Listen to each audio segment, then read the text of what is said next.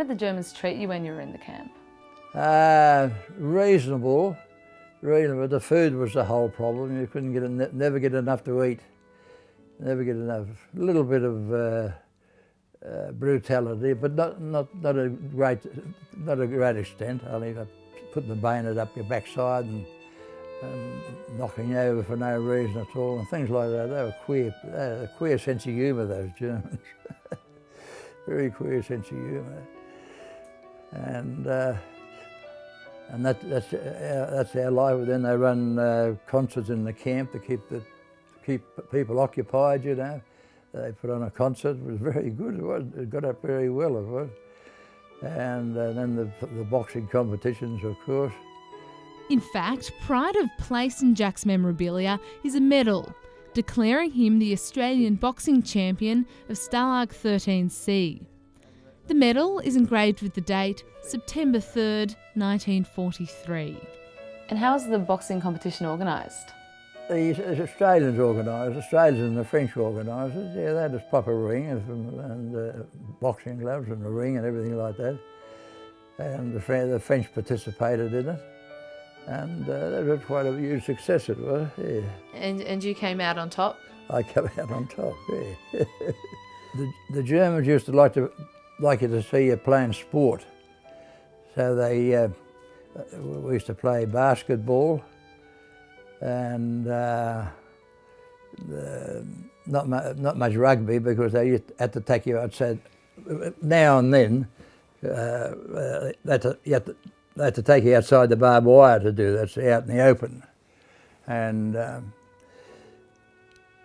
yeah, they were pretty reasonable that way. They give you plenty of freedom for sport.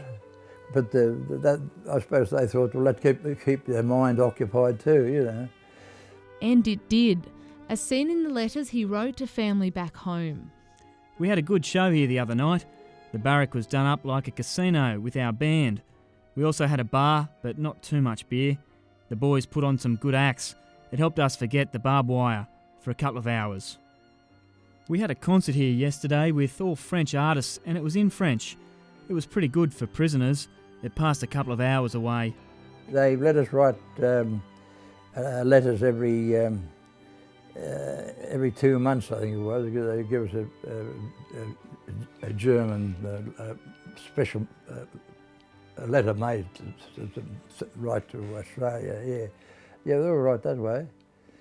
Our people could send us over a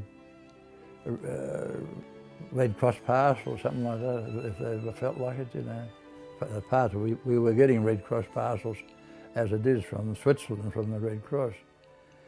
And they were very handy, very handy. Can you tell me a bit about what role did the Red Cross actually play in the camp? Because they got you a lot of the food and organised events, did they? They organised all the stuff that for amenities, you know, for the amenities for the camp. Yeah, they looked after us very well indeed. Would things have been a lot harder without the Red Cross? Very hard, yeah. We mightn't have survived without the Red Cross, yeah. Because you couldn't live on sauerkraut and kartoffels too long. I suppose they're doing the best they can, but the service seems slow to me. A few letters makes life a bit bearable. Without the letters and the Red Cross, it would be a nightmare here. I have plenty of clothes now, thanks to you. I would not send any more clothes, but the cigarettes and razor blades and so forth are very welcome at all times. What was camaraderie like in the camp? Very good, yeah, very good. They got on, everyone got on very good. Even the French, and they're all very good together, all very good. I suppose you're all getting prepared for Christmas. There's 3 of us and 6 Frenchmen. We're all eating together, French custom. The meal we have in Aussie, that we call Christmas dinner, the French have Mass at 11, and then the big meal at 12 at night, which continues all night. While many prisoners were sent out on Arbeitskommando, doing heavy work on farms and railways, Jack was selected for a special assignment where his medical training could be put to use. How did it come about, Jack, that you started to work with a German medical professor? I was his chief cutter-upper. I had to go down to this pick up this professor at the railway station and take him up to the big hospital there, the Ebelsbach. And the German Sergeant Major said, now you're his assistant until he's finished here. It lasted 6 months, and I had to do all the cutting. He just looked at all the things and measured them and all this, but I finished up doing all the cutting, and it wasn't very nice. And I couldn't get out of it either. No, they were coming in from wounds and starvation and that sort of thing. You see, this was only the Australians and English and French. When a prisoner of war died in the Stalag or out on a working party, they had to have an autopsy on him to see what he died of, to send to the Red Cross in Switzerland. They had to prove what he died of. I nursed one bloke, and I was at his operation. He had bowel cancer. A Russian officer operated on him, and I was there. And then he died, and I cut him up, and I went to his funeral. I think that's a bit rough, you know. Jack also looked after prisoners who were sick. Most were suffering from beriberi pneumonia or broken bones. Various lack of vitamins. If you don't eat, if you don't check it, it'll turn into scurvy, and then away you go. And so that's what they had to be very careful of beriberi, lack of vitamins. You had to get something to eat. An old mate of mine worked in a German garden, and he used to bring a little lettuce leaf under his sock every night. And I reckon he saved my life. The Australians, British and French prisoners of war were allowed to bury their dead with dignity. Remarkably, the Germans showed unusual respect in honouring the pilot of a US Air Force bomber who died after his aircraft was shot down near the camp. The German photographer recorded a military funeral.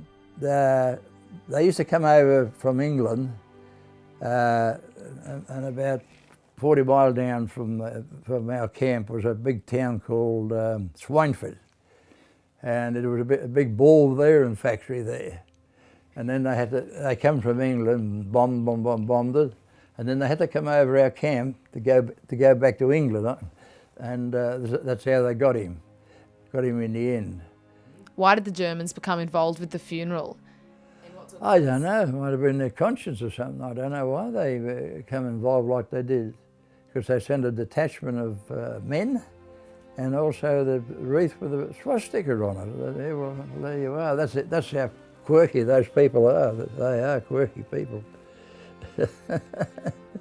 That respect contrasts sharply with the contempt Jack says the Germans showed for the Russian prisoners who were kept in a separate part of the camp.